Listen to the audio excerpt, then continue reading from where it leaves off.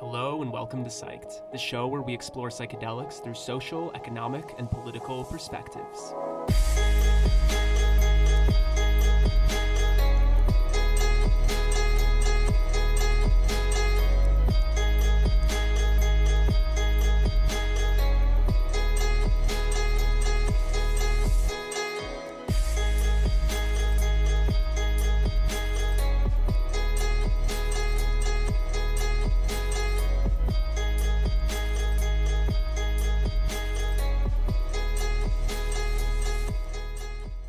All right, so our next speakers are Sheri and Tom Eckert, a husband and wife founders of the Oregon Psilocybin Society and architects of Oregon's Psilocybin Therapy Ballot initiative.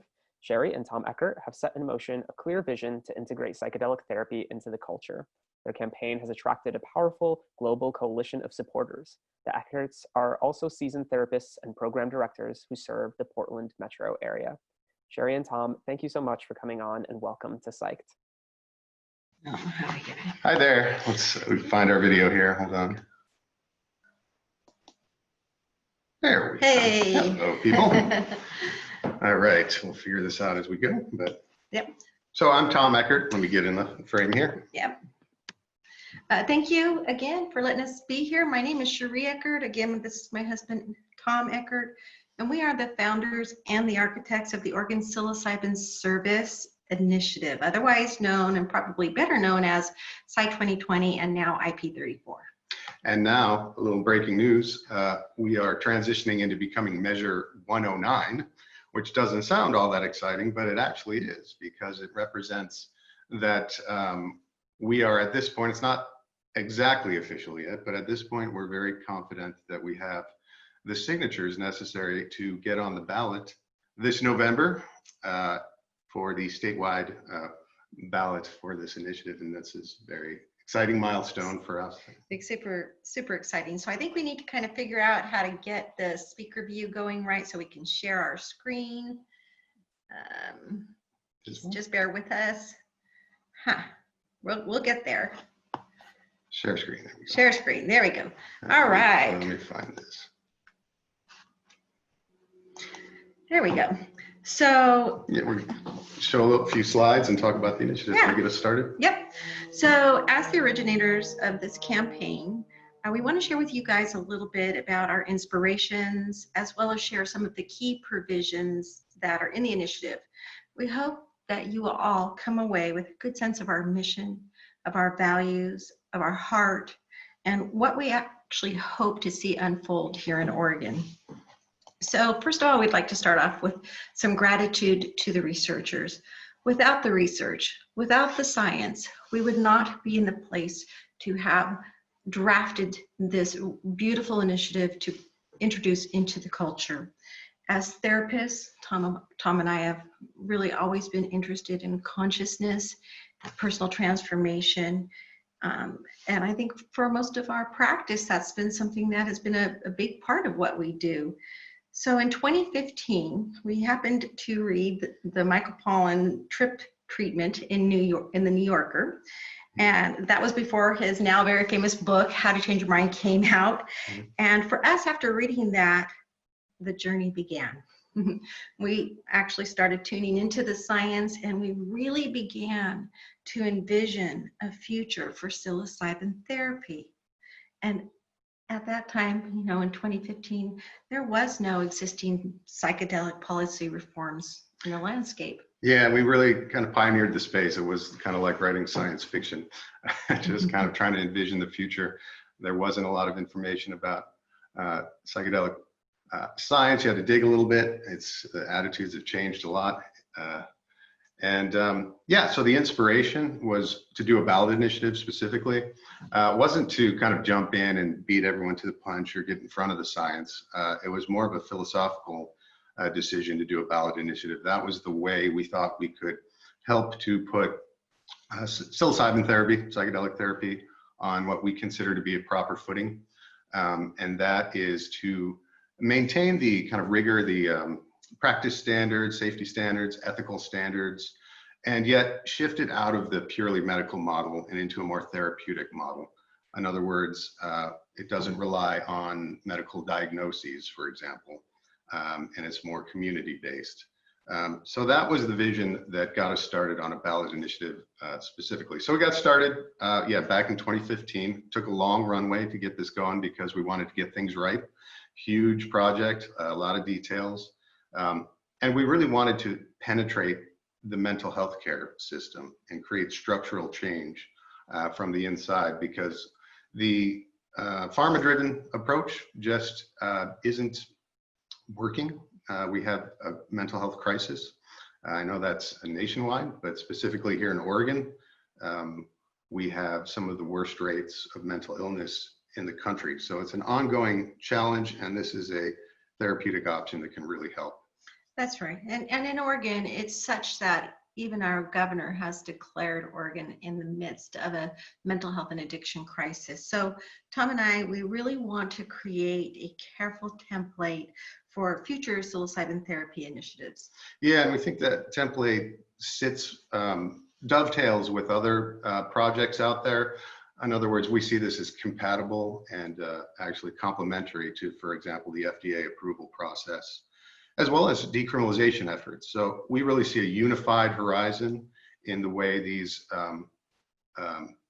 projects sit together, and we think there's one psychedelic movement that moves to a unified picture where all these sit together. In fact, here in Oregon, we work pretty closely with another ballot initiative that will also be on the November ballot, and that is IP44, which is a Portugal-style drug policy form, very comprehensive, decriminalizing all drugs across the board while moving cannabis tax funds toward addiction services, and thereby moving toward a public health approach to drug use. And of course, our measure sits within that quite nicely. Yeah, sorry guys, I was just moving it so you could see the screen better. Okay. Yeah, so IP44 is really an amazing initiative here in Oregon. So 2020 in Oregon is going to be a fantastic year, an historic year in regards to drug policy reform. So what we're going to talk about now is what IP34 does, and we'll get into this in more detail as we go on, but here it is in a nutshell for all of us. So IP34 establishes a regulatory framework within the Oregon Health Authority that will allow trained practitioners to administer psilocybin services at specially licensed centers. It also establishes the Oregon Psilocybin Advisory Board. It imposes a 2-year development period before initial licenses are granted. It establishes a training and licensure system for psilocybin facilitators, service center operators, psilocybin manufacturers, and testing labs. So these are the 4 kinds of licenses that will be granted in this statewide program. So essentially, we have a measured approach. So our goal is to create a licensing and regulatory framework to serve anyone who seeks psilocybin services safely, whether they have a diagnosis or not. Yep. So what does IP34 not allow? And I think this is really important for all of us to understand as this becomes a bigger, more visual effort in the very near future. It does not allow for retail sales, and I think that's important. This is not like cannabis in any way. It does not allow for off-site consumption, I want to say, or possession. So in other words, no one will leave a licensed facility with psilocybin, including the facilitators. So psilocybin, the product itself, will actually be locked down and inventoried at the psilocybin service center site. It does not allow for branding or advertising of psilocybin products. So no cannabis style branding of psilocybin to the general public. That being said, you can market your psilocybin services. So there's a very big difference there. It does not allow for centers in neighborhoods. It doesn't allow for them to be near schools. It doesn't allow for minors under age 21 to have access to the services. It does not allow for variations of the program, meaning that statewide, everything that's done will be consistent throughout all of the practices. And importantly, it doesn't impede new reforms such as decriminalization. So after the measure passes in November and during a 2-year program development period, IP 34 will require the Oregon Health Authority to begin extensive preparation for implementing the regulatory framework in 2023. So lots will be happening behind the scenes. Applications, though, will not be processed until 2023. It's important to know that. The Oregon Health Authority will be charged to compile and publish studies, research, and educational information for the general public, to establish the Oregon Psilocybin Advisory Board, to adopt formal rules and regulations, and to consult with federal and state authorities. So let's take a closer look at that Oregon Psilocybin Services Advisory Board. So the board will be appointed near the beginning of the 2-year development period, and will be very busy throughout, and will be comprised of 14 to 16 members appointed by the governor, including experts from diverse but relevant disciplines. So that includes medicine, psychopharmacology, psychology, therapists, mycologists, ethnobotanists, really diverse group of thinkers to get together and break out into different committees and projects to really get this up and running. It will also include policy experts and state officials as well. So the board, for example, will create criteria for the approval of facilitator training programs. So this is super important. Let's linger here for a second. So we didn't include a ton of detail on training programs in particular, credentialing in particular, because we really wanted to give the advisory board all the space they need to build this out correctly. So yeah, Sheri and I see quality training as really the most vital aspect of this whole vision. It's something we take super seriously, and so much so that we've actually established a prototype advisory board specifically to get a head start on defining those important training criteria for approving programs. So while the training criteria will be fleshed out over time, there's a couple of points we can emphasize. First, just that the training will be intensive. We understand that psilocybin implies risks, and therefore facilitator competency is absolutely paramount. And with that being said, the second point is that we fully intend to take a tiered approach to credentialing, such that different levels of training, different levels of experience and education will match up with the different levels of care for the community and care of need in the community.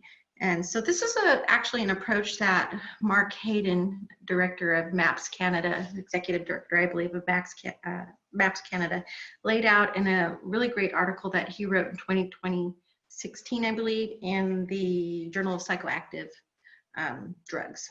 Yeah. Yeah, so basically the idea there is to create additional certifications that signify not only completion of this core psilocybin training, but also indicate experience and education in mental health care, whether it's master's, doctoral level, or the ability to prescribe medications, for example.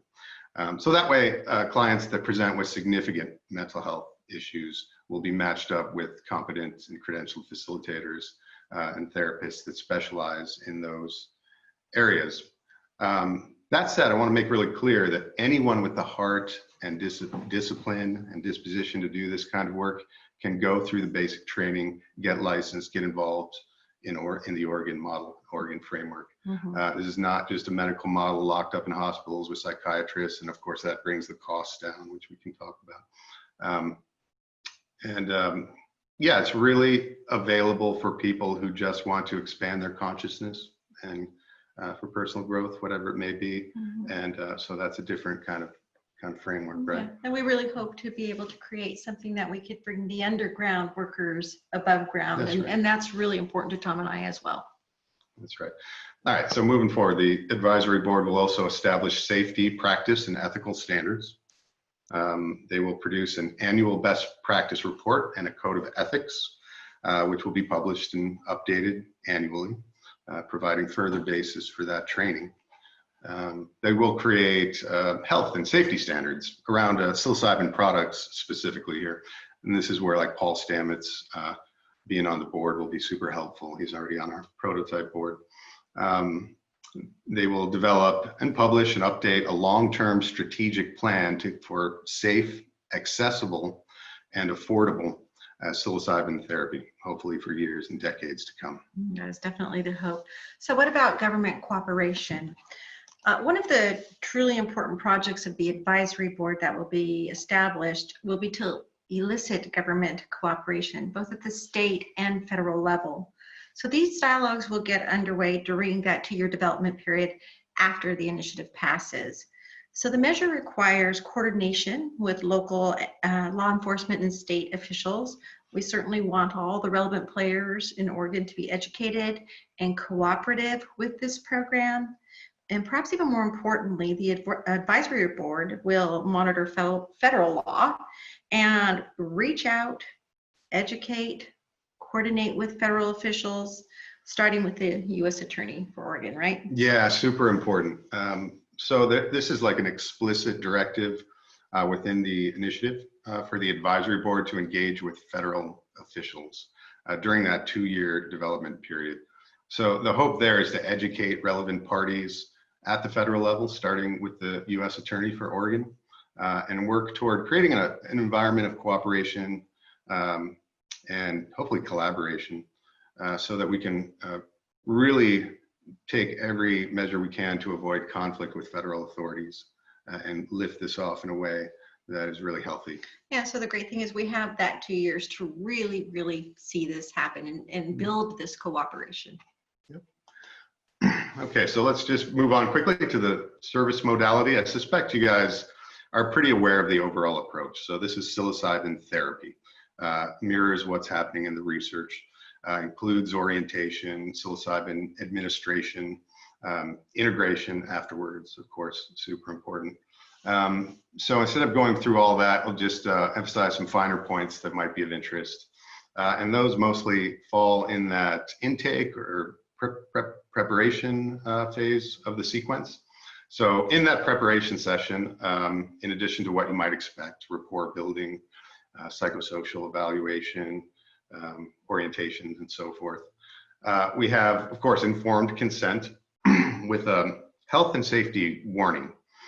So the board will compile a detailed and clear safety warning that facilitators will have to thoroughly review with their clients who arrive for intake. It's really important. And additionally, the intake will include a standardized risk assessment and contraindication screening. So we're not farming this out to psychiatrists. This will happen with the facilitators. Obviously, super important that we have standardized tools to identify risks and contraindications, whether psychiatric or medical or medication contraindications. So this will be another big project for the advisory board. It's just really imperative that facilitators are equipped with these quality tools for assessing risk, which will be a major point of focus in the facilitator training, so that they know when to refer out or when to deny services altogether based on contraindications. That's right. I mean, psilocybin therapy is not a panacea, and it's important that we understand there are risks as we work towards creating a larger and expanded access for this type of healing.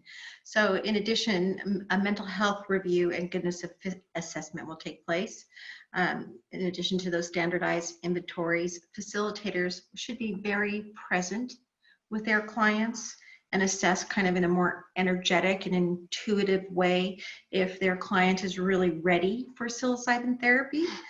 So no one should move forward if there isn't strong confidence about moving forward. It's really important that that's established in that first preparation session.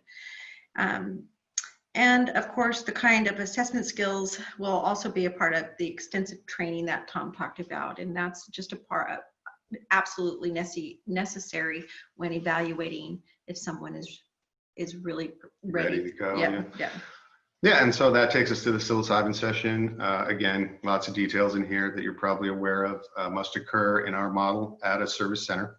Facilitator will, of course, be present throughout the entire process and certify completion at the end. So nobody's leaving the facility while still altered, driving home altered, very important for lots of reasons.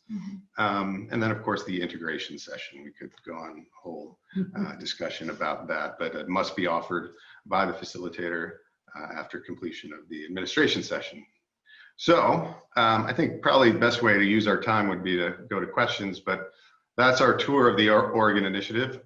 One more slide I want to show, and that's our prototype advisory board. You might recognize some of these folks. I'm sure you've all gathered that the advisory board is super important in this model. We've really empowered the advisory board.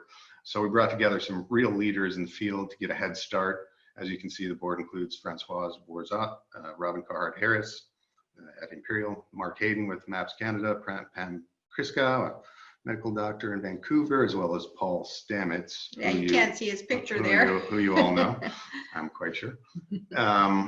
Yeah, so it's been great. We've been working together, meeting consistently. Our focus has been on that facilitator training aspect so that we can forward really state-of-the-art modules to the OHA when the time comes. So, so we are very blessed, aren't we, Tom, to have such a amazing prototype advisory board filled with brilliant human beings that have a great understanding of not only the initiative, but psychedelics themselves and how we can indeed integrate psychedelic or psilocybin psychotherapy into the culture. So we thank you all for showing up today. We know it's a short program, but we thank you for your interest in Oregon Psilocybin Therapy Initiative. And we are at this point super excited to see how it comes down in November. And I think we have a little bit of time to open up for some questions if anybody has some.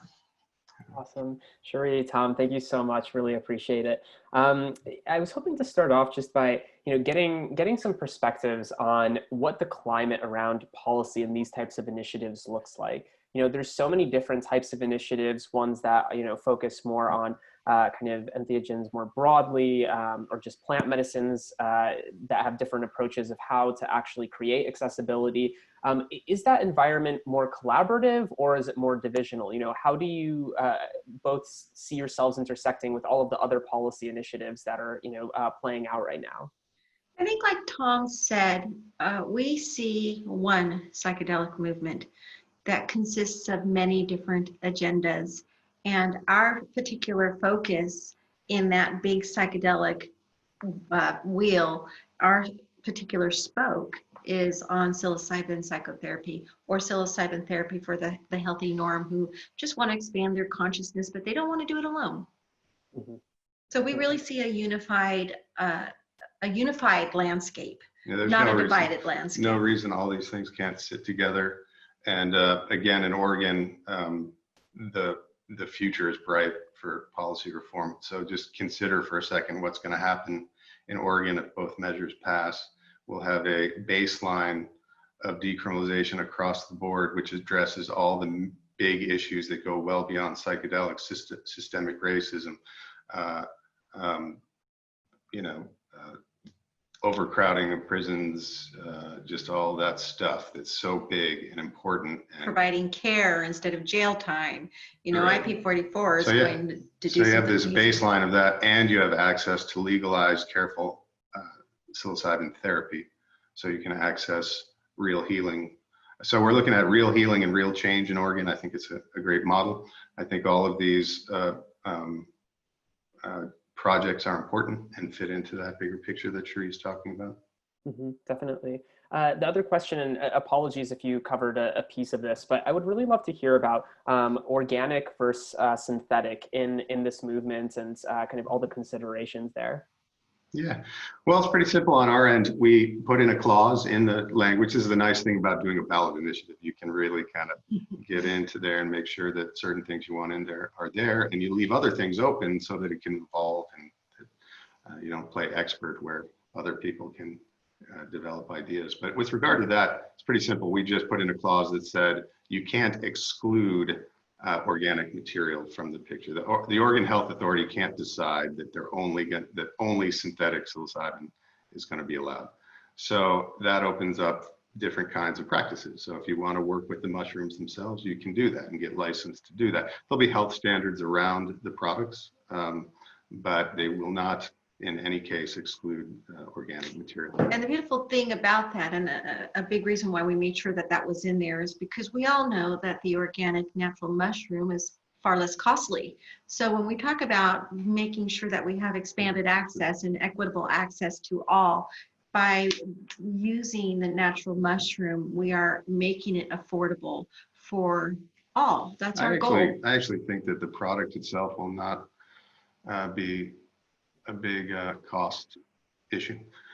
Services cost a little money, but the last speaker was talking about thousands. I think about hundreds in Oregon, depending on, you can go to a real expensive retreat, but there's no reason, because we've kind of shifted out of the medical model and this isn't locked up with psychiatrists and hospitals, we can push those costs down somewhat. It's still, cost is and access is still an issue. And we certainly want to create foundations and nonprofits to open up access even more. And that's kind of another discussion. Yeah, so kind of like what we're seeing in the underground world right now. It's not in the thousands. People are having these services right now, and the cost of getting trained, that is something that someone will have to take on. So because it's extremely important to their clients that they know what they're doing. And however, I think services themselves, as Tom pointed out, will not be exorbitant. Beautiful. Well, thank you so much, Sheri, Tom. Really appreciate it. And looking forward to keeping the conversation going with the both of you. Thank you. All Oregonians, please vote yes in November and visit our IP34, yes on IP34.org website if you're interested in contributing and funding the remainder of our path to victory. That would be really awesome. Thank you guys. Appreciate it. Thank you. Bye-bye. Be well. Bye.